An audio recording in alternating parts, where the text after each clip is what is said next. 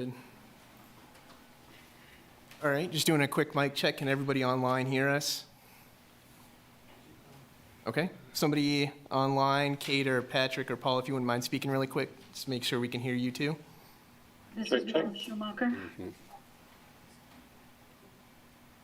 Okay, that should be good.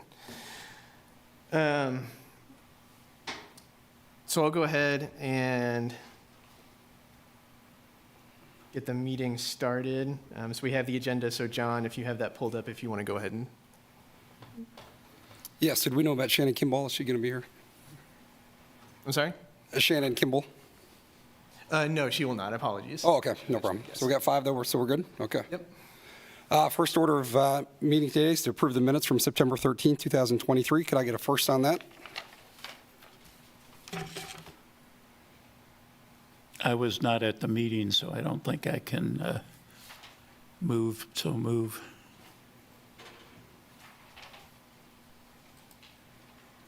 I have a similar situation as Gene does.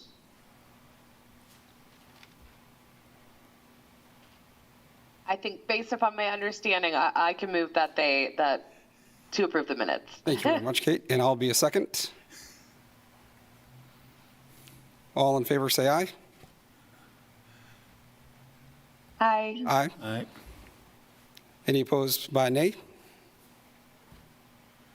Any abstains? I'll abstain. Abstain, okay. And Paula, was that an aye for you? Yes, that was an aye. Okay, so 4 ayes, 0 nays, and 1 abstain. Next order of business is the election of a chair. My first term is up at the end of this month. I have requested a second appointment. So whatever, if the body would like, I'd be more than happy to stay on as chair or in any other capacity as well. Anybody would like to put a motion for chair as well? First motion?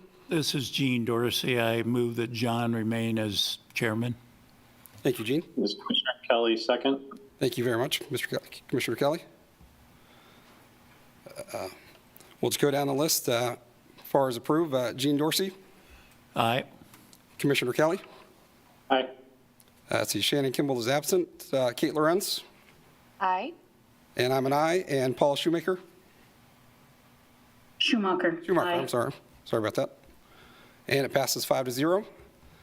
Election of a vice chair. Anybody like to make a motion for that? Are you interested, Paula? I'm not interested. How about you, Gene? Are you interested? I can do it. I think this is probably maybe the last meeting of the committee anyway, depending on when the city commission abolishes it. But I'm willing to do it if nobody else is. I'd like to second that. So we have a first motion for Gene Dorsey for vice chair. I'll be the second motion for that. All approved, say aye. Aye. Aye. Aye. Any opposed with a nay? Motion passes 5-0. On to number B2, to consider a request from Turnhalle LLC for an industrial bond IRB financing to obtain a sales tax exemption on construction materials and labor, the establishment of a Neighborhood Revitalization Act to receive a rebate on improved property tax value, and the establishment of a community improvement district to implement an additional 2% sales tax to complete a historic rehabilitation on the Turnhalle building located at 900 Rhode Island Street, Lawrence, Kansas. And I'll turn it over to you, Sam. Yeah, thanks for reading my giant block of text. I always like making that as hard as possible for you all. So I'm going to go ahead and share my screen. We can go ahead and get started.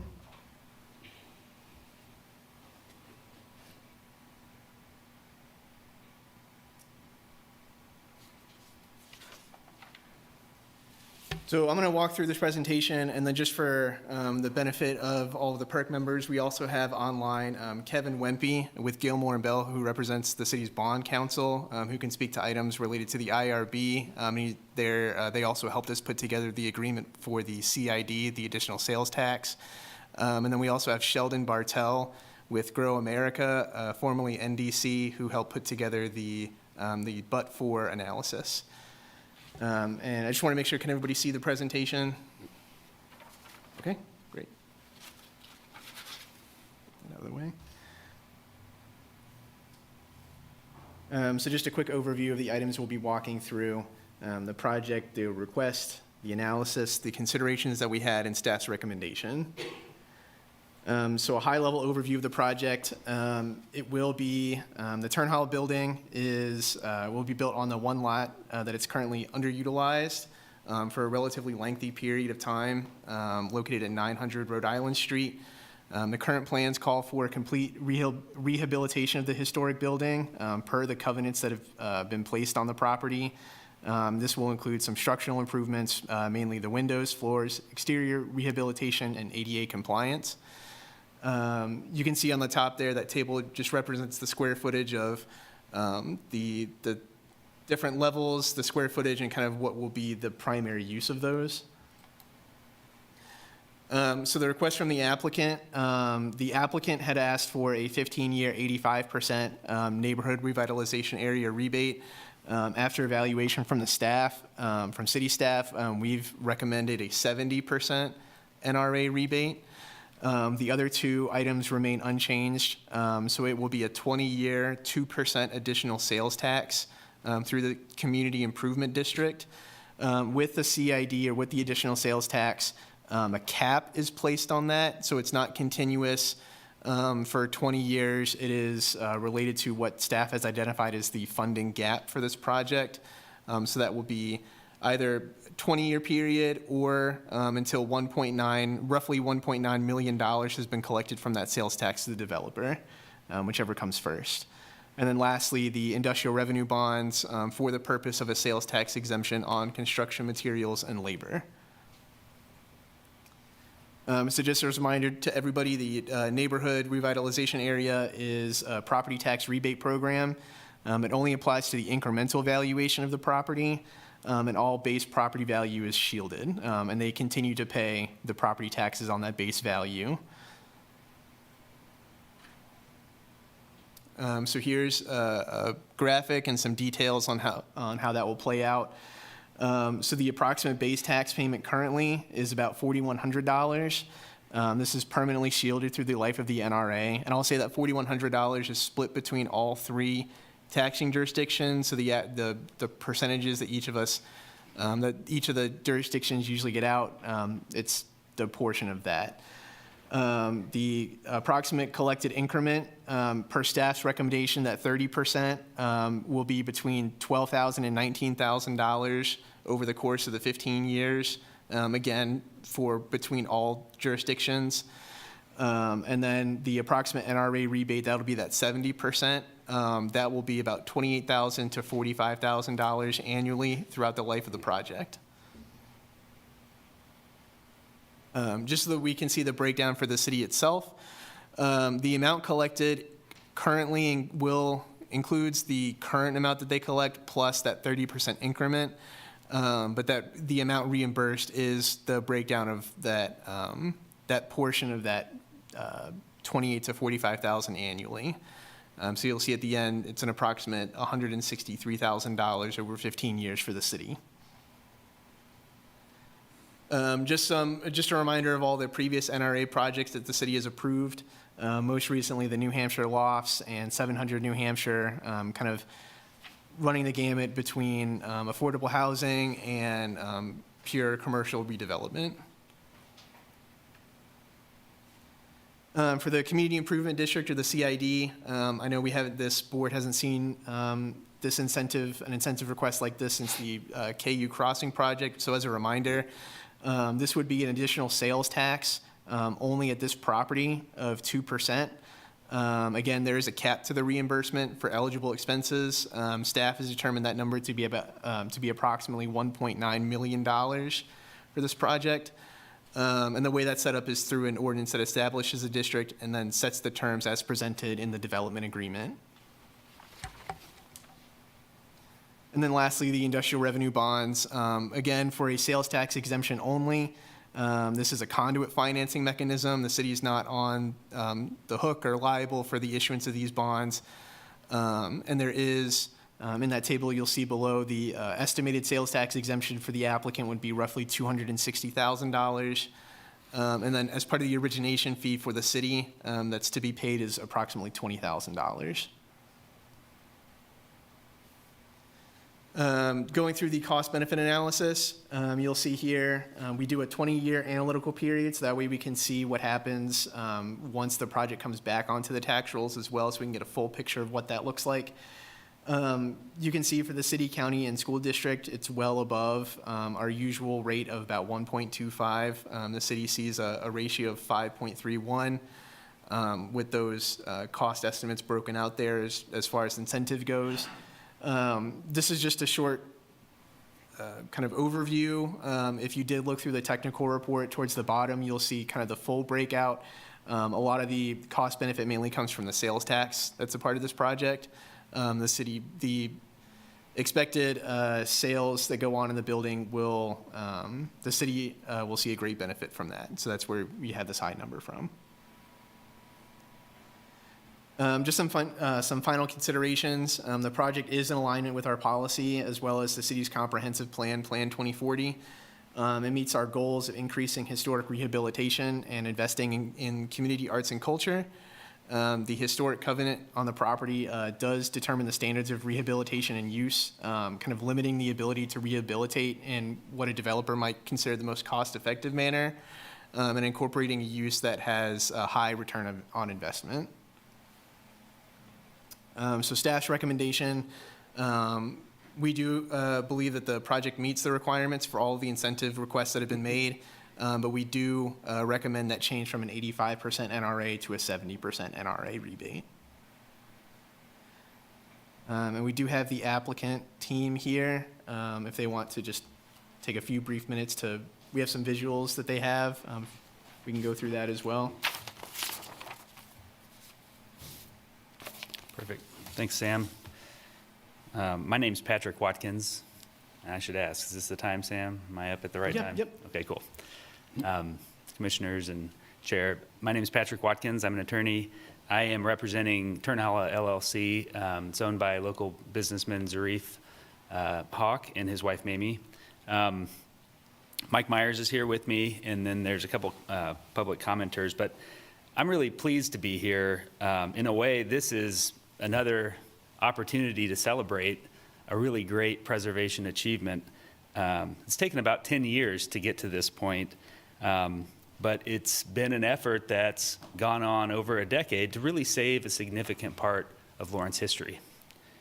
You've seen that there is a letter in the packet from the Lawrence Preservation Alliance. It gives you a little bit of a history of what's happened at this building over the last 10 years, but it was rescued. It was at the brink of demolition by neglect. The LPA, it's a local nonprofit group called the Lawrence Preservation Alliance.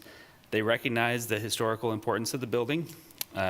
Remarkably, they raised the money to purchase the building from its current owner. They sought out, received a grant to replace the roof. They put a covenant on the property and they got it historically designated. And I've heard it said more than once, but it can't be overstated. It's really a miracle that this building is still standing. It's the oldest community building in Lawrence. And if you don't know what we're talking about, we're talking about the building at 9th and Rhode Island. It's really something that if you've driven by or walked by it, you've seen the potential of a really amazing old building that could be rehabbed. But it takes an incredible risk. LPA was the first group to take that risk, and they saved the building. Since the time of those actions, they created a plan. And the plan was to await a future developer to take on the project, but to get it protected, to get it from doing further damage, and prepare it from what we have today, which is someone willing to take a risk on the building. I would like to have Mike come up and show you some pictures, talk about the project and the plans. For us, this is part of a planning process that's taken us through the Historic Resource Commission.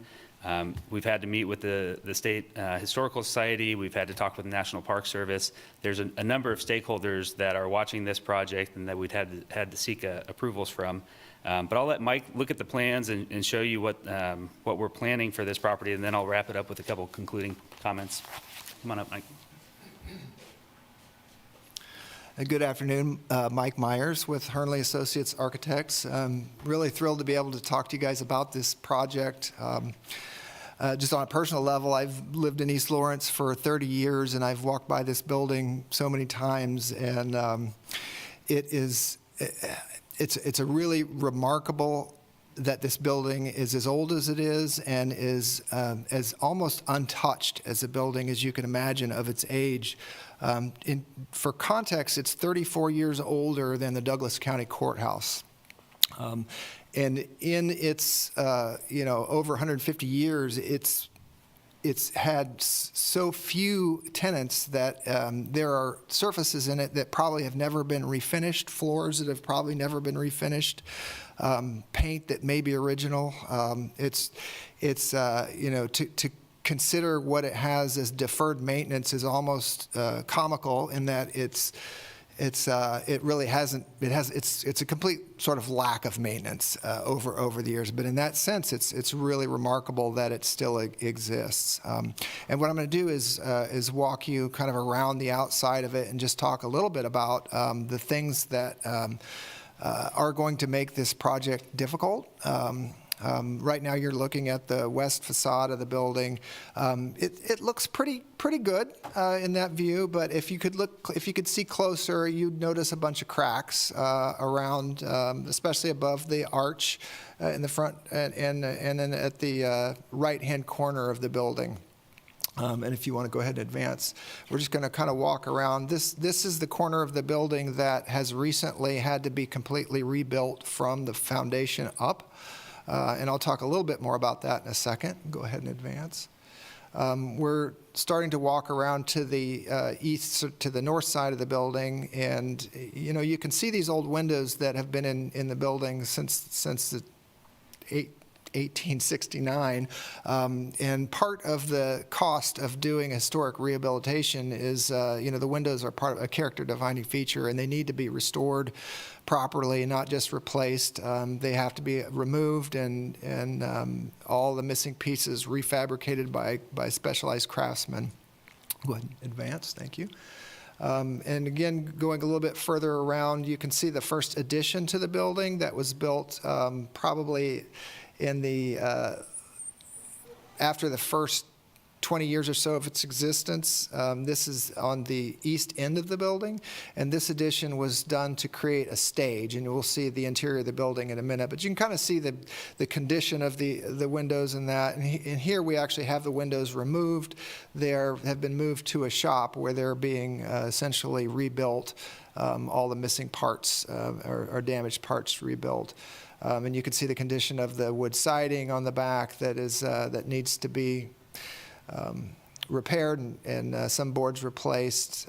You can see the entrance to the lower basement storefront area that used to be the Free State glass. Go ahead and advance, please. And then we're now around the east side, and again, you can see the condition of the windows and the condition of the stonework. And one more, and then we'll go talk about the corner a little bit. Maybe two more. That is the south. There we go. We're good. There we go. That's the south elevation at the rear end, and you can see that part has some asbestos-laden siding that needs to be abated, and the condition of the siding below it assessed. And maybe advance one or two more here. There's the front. You can see that the steps are in bad shape. One of the things about the building, there really weren't much in the way of building codes at the time the building was constructed. So one of the things that we have to do is figure out how to get people into the building in a safe way and an accessible way.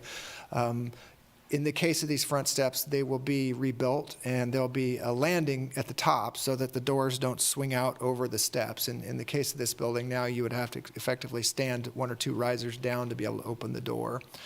Go ahead and advance. And this is the corner of the building that was structurally in the worst shape. It is sort of belled out. The walls are bulging out. And go ahead and advance. Some significant cracking there. Go ahead and advance. Condition of the stone, over time, the mortar falls out of the joints just by virtue of freeze and thaw. The buildings move a little bit. And so one of the aspects of the work is to go and cut back any loose mortar and repoint the entire building using the appropriate hardness historic mortars. And that's what you're seeing happening there. And then advance.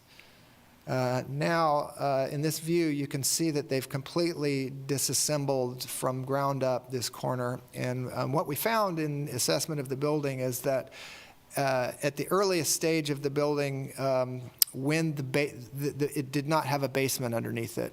A basement was constructed under the main hall by excavating the floor down an additional 2 or 3 feet.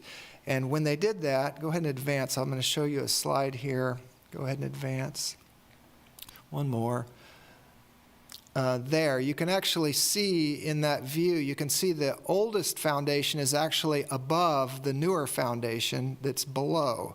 And what they did in order to build the basement is that they excavated just from the inside, and they tucked this new wall just slightly under the original wall. And I don't know if you can see it in the view, but what's happened is the oldest part of the wall that's, again, above the lower part is tipping outward. So, you know, in order to create the basement at an early stage, they ended up causing problems structurally for the building 150 years later.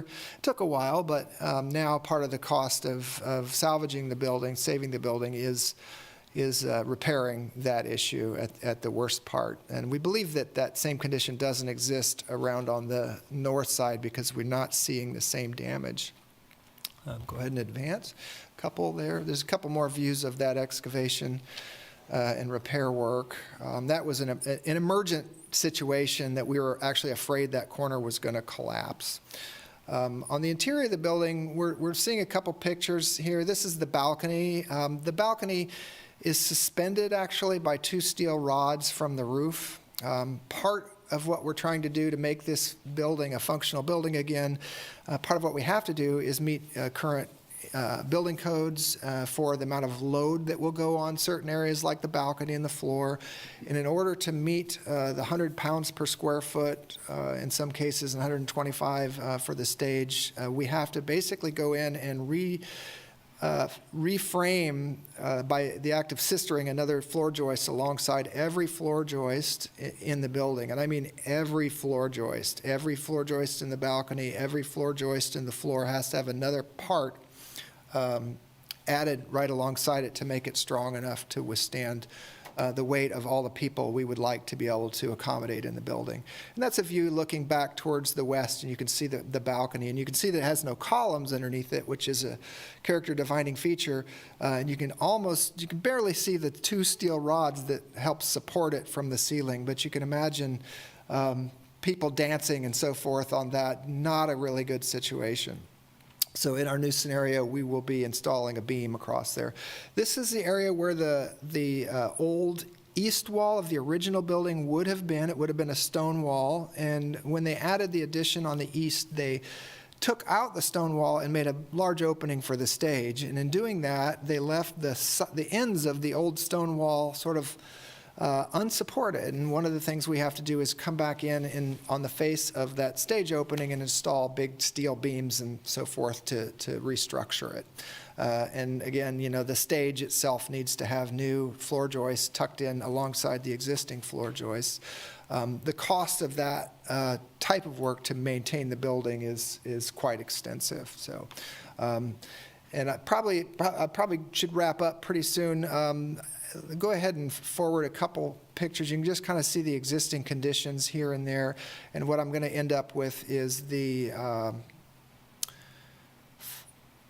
floor plan. We are replacing the stairs, and I'm going to show you, there's the floor plan. So one of the things we have to do is get enough plumbing in it to meet current building code for the number of people that will be in it. And it had, I think, 2 toilets in it, no real bathrooms, so we're going to end up with 9 bathrooms, a commercial kitchen, modern heating and cooling systems, fire suppression systems, an elevator, two safe code-compliant flights of stairs, and an ADA accessible ramp that will get people in from the north side down into the building towards the elevator and to be able to serve all parts of the building.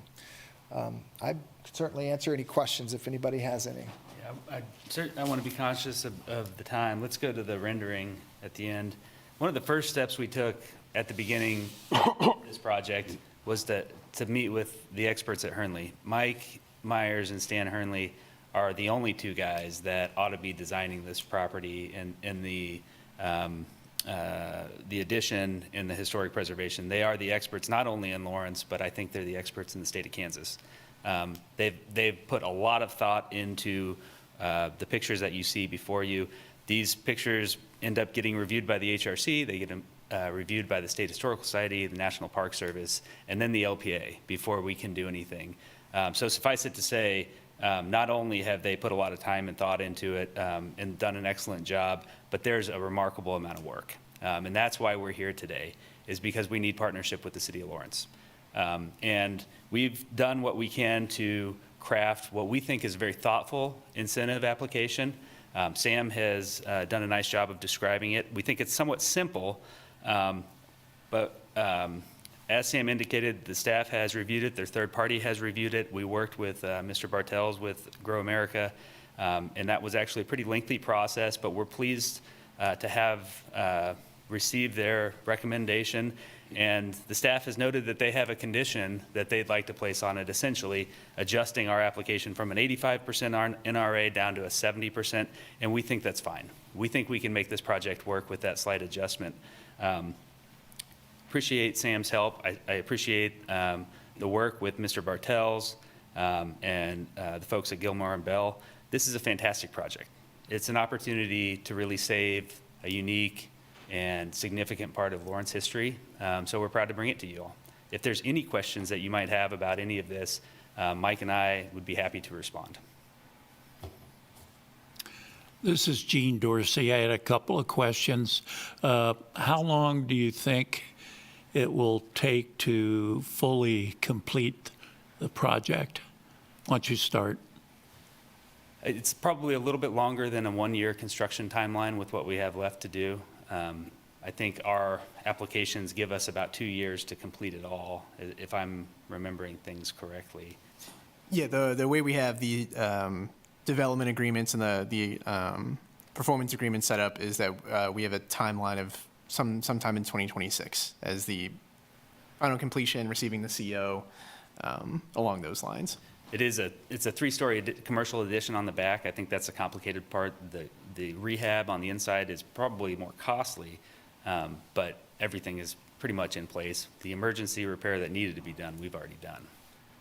And I think you said the basement will be the restaurant facility, and then the main or second floor is for events. That's right. We think of them as collaborative uses. The upstairs is the primary event space. We think that's sort of the key to this place. The downstairs will be a commercial, it'll have a commercial kitchen. We think it could have a separate tenant, but that tenant needs to be able to use it in coordination with the upstairs. Thank you. Sure. When was the last time, out of curiosity, that this was in business, this building? A business within the building? Yes. I think it was Free State Glass in about 2010. Yeah. And Was that the back, just the back part, or? they were in the basement at that point in time. Okay. But if you're one of the lucky in Lawrence, you would have attended a party, at any point in time, because they had an end of the year party every year. So I think that it was more known for the party at the end of the year than it was for the business. But yeah, it's been. I'm Kate Lorenz, and I can second that. Good party. She's one of the select, I guess, yeah. And Paula, I believe, has a question. Yes, I'm just, if I recall correctly, when the previous owner, the building was linked to the house next to it, and there was a contingency for use of the parking lot across the street. I was just wondering, is it now just the building, or is there still a relationship between the three properties? There is more of a relationship with the parking lot. The house to the south was also purchased by the LPA. It was sold to an individual, Angie Blair. She owns that house. We have a boundary line agreement in essence because she extends over the Turnhalle park boundary line, and Turnhalle extends over the boundary line as well. So we've worked out an agreement for maintenance along that line, and she has been, one of the stops along the way to make sure that everything that's happening at the Turnhalle can happen without disrupting her uses. The LPA also bought the parking lot from US Bank to the north across 9th Street. The developer has an option to purchase that parking lot and will do so, but that option is only available once the developer makes a substantial rehabilitation of the Turnhalle building.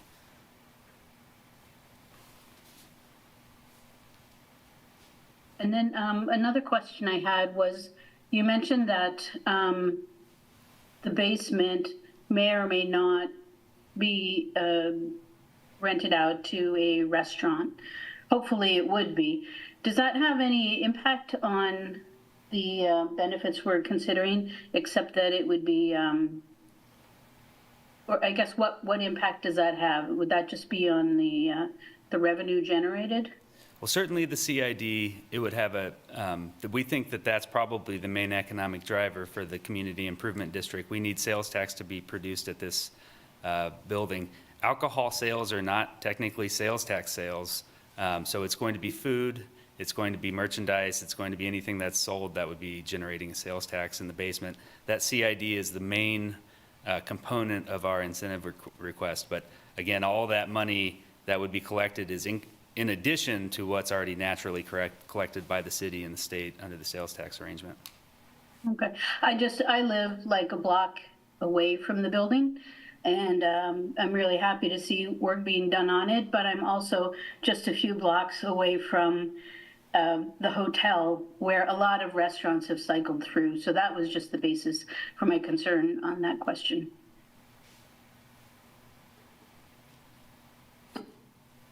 Patrick, this is Commissioner Kelly. Can you give me a little more background on the covenant?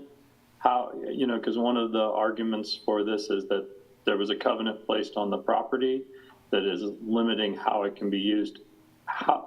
Give us the history of that covenant, how that was determined, and what the rationale behind that was. Sure. The LPA purchased the building from Rod Ernst 2014, a little bit later maybe, and part of its plan was to make sure that it's protected historically.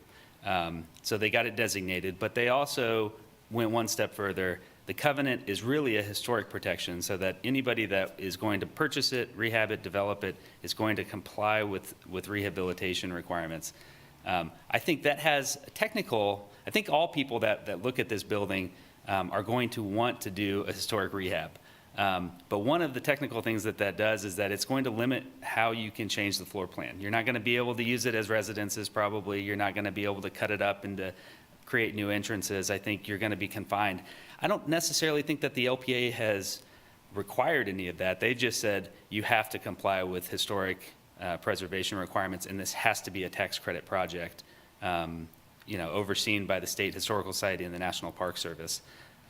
So I think most potential developers would have seen this as a historic preservation opportunity. The LPA assured that, and then they put a covenant on it to make sure that any uses are going to be approved by the LPA and any designs are going to be approved by the LPA. They've been a good partner in this. I happen to be an LPA board member, and I was involved in writing the covenant at the time.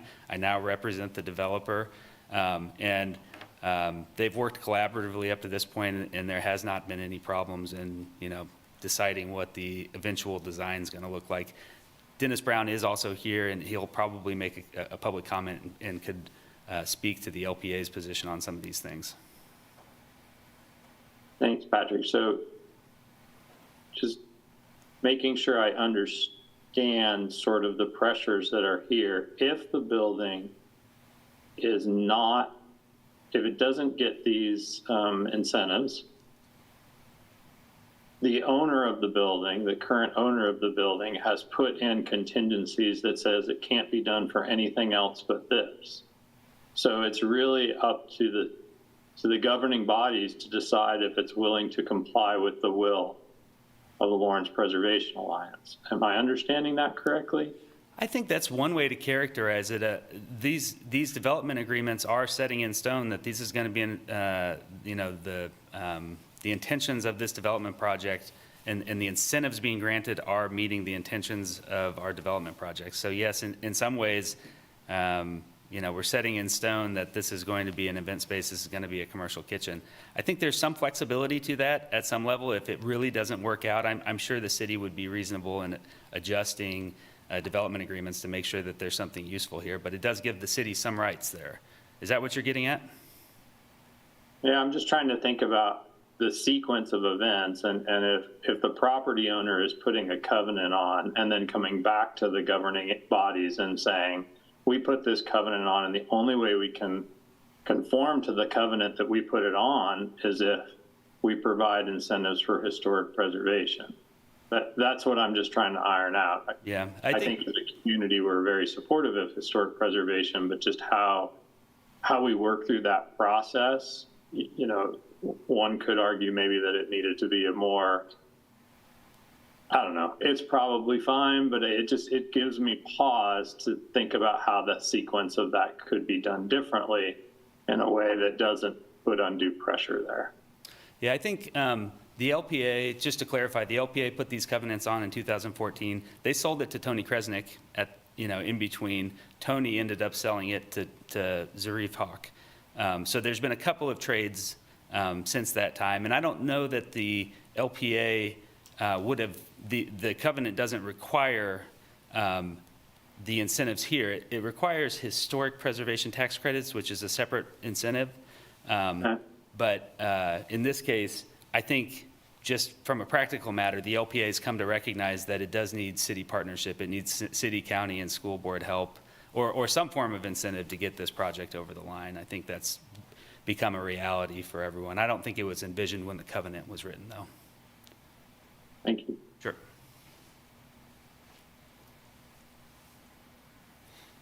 Any other questions for the committee here from the advisory board? Sam, would now be a good time for public comments? Yeah, you can go ahead and start the public comment period. Okay. Do you want to go ahead? Thank you. I guess just for the folks in the room, so everything's transparent. We couldn't get our clock to work. I'll be doing it on my phone, and I'll give you a countdown. So 2, 1 minute, 0. Is that all right? Okay.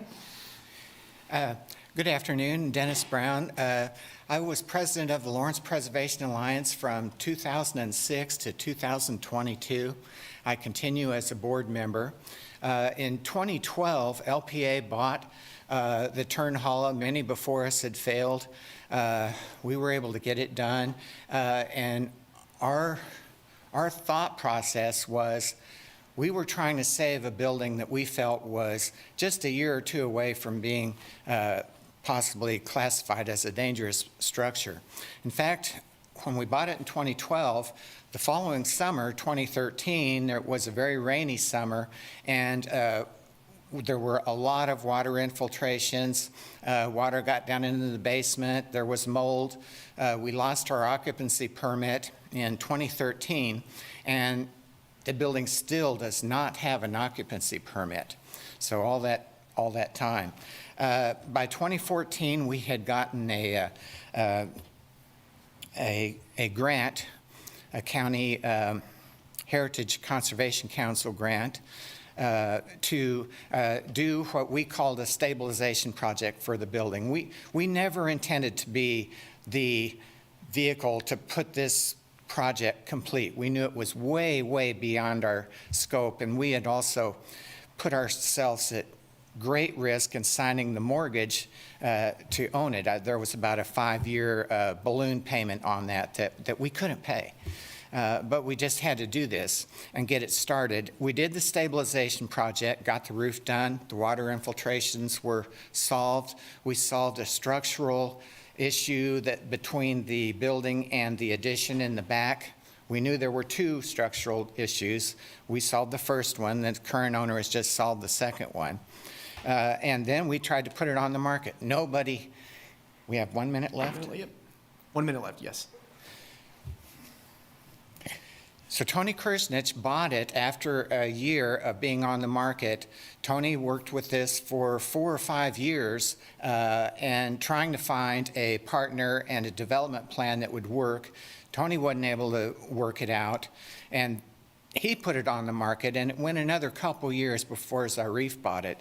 So just to show you, there's not very many entities out there who can do this project. And we're pretty certain that the current ownership group is thinking more of this as community benefit for this project than profit. This probably isn't the way to go out and make a bunch of profit. It's a very difficult project. I would like to, if I could have another couple of minutes, I could clarify what Patrick is asking about as far as the covenant. Yeah, I just want to make sure, Kate, I know you had let me know that you had some time constraints, and I know we're kind of running up on that, so I just want to make sure we have enough time for you to be here so we can make a motion.